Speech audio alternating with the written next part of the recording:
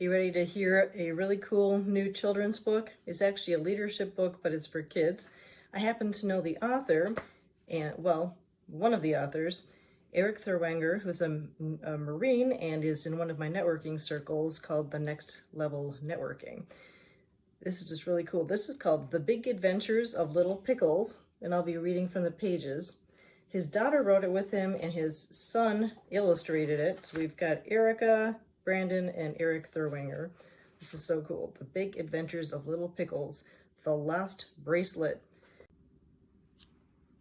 The Big Adventures of Little Pickles and the Lost Bracelet. That is by Erica and Eric Thurwanger with illustrations by Brandon Thurwanger. Little Pickles is actually the girl. Dolly is the dog. I got it signed. Thank you very much. Or shall we say autographed? It says, dedicated to our family. This adventure was inspired by the challenges faced by Erica, Gina, Brandon, Jacob, and Erica Thurwanger. Cheers to all of the family members out there that have turned tough times into adventures. Beep, beep, beep. Little Pickles rolled over and turned off her alarm clock. Most kids do not like hearing their alarm clock, but not Little Pickles. A new day means a new adventure is about to start. Little Pickles slid her adventure crate from under her bed. Her fingers touched the soft fabric of the capes inside. So many beautiful colors. How will she choose one? And there it was, the green cape, just what she needed. Little Pickles tiptoed into her parents' bedroom quietly. She tapped her dad's shoulder and whispered, "It's time for a new adventure." At the back door, Dolly's ears perked up as Little Pickles grabbed her leash. Now, just a note in case I have not said, the little girl in the picture is actually called Little Pickles, and the dog is called Dolly. Little Pickles got her name because when Eric and Gina were expecting their first child, she was loving eating pickles, and so Eric talked to the baby and said, "Hello, Little Pickles." So when she was born, well, she was called Erica, but now in the book she's called Little Pickles. Alrighty. Dolly loved going on adventures as much as Little Pickles. "Where should we go today?" asked her daddy. Little Pickles thought for a moment. "The park," she said confidently. She knew there would be a great adventure waiting for her there. And I tell you, these illustrations are so neat and colorful. They're by Brandon Thurwanger, his son. Little Pickles went down the slides, climbed the ropes, and swung on the bars, waiting for her adventure to start. But nothing happened. Daddy was ready to go, but said, "Do you want me to push you on the swings before we leave?" Little Pickles jumped up on the swing, but couldn't smile. What happened? Why didn't she find an adventure? "I guess I won't have one today," she thought. But then the swing took her high into the air. When she looked down, she saw something sparkle in the sand. She was so excited. Her daddy pushed once more, and she looked for the sparkle, and there she saw it. Little Pickles jumped off the swing and ran to the sparkle in the sand. "Where are you going?" asked Daddy. "I found something," she shouted. But could she find it? There was so much sand. Where was it? Dolly ran over and started to dig too, even though she had no idea what she was digging for. There it was, the sparkle. She pulled out a beautiful bracelet from the sand and held it up to the sun. Little Pickles had never seen anything so pretty. She put it on her wrist and ran back to Daddy, with Dolly chasing behind. "What did you find?" Daddy asked. "A pretty bracelet," said Little Pickles. "Whose bracelet do you think it is?" Daddy reached down to touch it. Little Pickles' mouth scrunched up as she thought about it. She showed him the bracelet again, saying, "It's mine because I found it." Then she added, "Right, Daddy?" Daddy spoke quietly.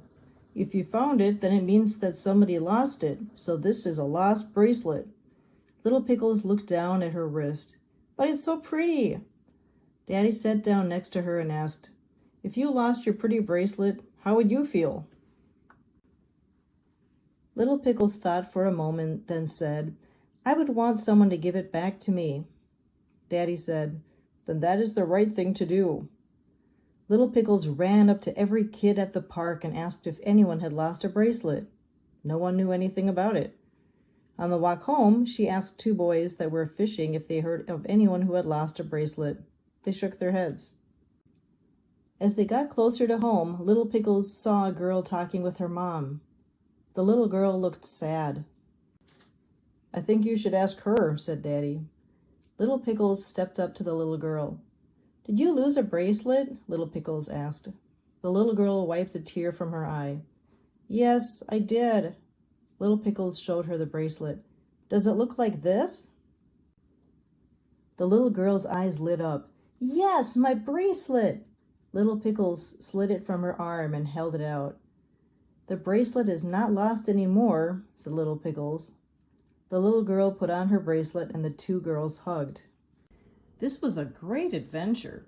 Daddy told Little Pickles that he was enormously proud of her for not keeping the bracelet. Just then, the wind made a dollar bill fly up right next to Little Pickles' feet. She picked up the money and laughed. "I'll find out who this belongs to tomorrow," Little Pickles declared, a new adventure already in her head. After dinner, Little Pickles folded her cape and placed it carefully in her adventure crate. She placed Dolly on the bed. "You know what, Dolly? Today our adventure showed me that just because you find something, it doesn't mean it's yours. I really liked the bracelet, but I liked giving it back even more." Little Pickles set her alarm clock for the next day. Then she turned off her lights and put her head on her pillow. "I cannot wait for my next adventure."